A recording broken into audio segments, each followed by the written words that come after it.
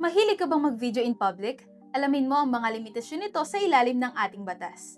Pwede namang mag-video in public kahit na makunan ang mga tao sa background basta ang paggamit o pag-upload mo sa video na ito ay necessary o kailangan sa iyong legitimate interest bilang vlogger o content creator. Ayon ito sa Section 12F ng Data Privacy Act bilang isa sa mga kriteriya ng legal na paggamit o pagproseso ng personal information or information na makakakilala o makakapag-identify sa isang tao.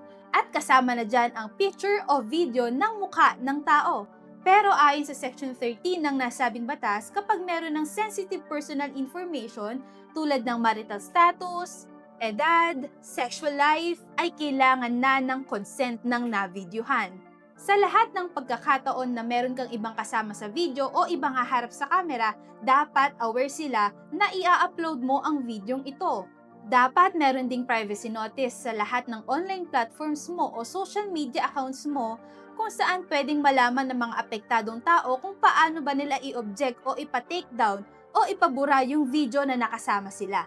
Dapat din takpan ang mga mukha ng bystanders lalo kung sila po ay mga minor de edad. Tandaan, mabigat po ang penalty kapag lumabag po kayo sa Data Privacy Act. Kapag po personal information ang violation, maaari po kayong makulong na hindi lalagpas ng 3 taon at magmulta ng hindi lalagpas ng 2 million pesos. Kapag naman po sensitive personal information ang violation, ay maaari po kayong makulong na hindi lalagpas ng 6 na taon at magmulta ng hindi lalagpas ng 4 million pesos. I am Attorney Carly Michelitis and this is The Legal Lens.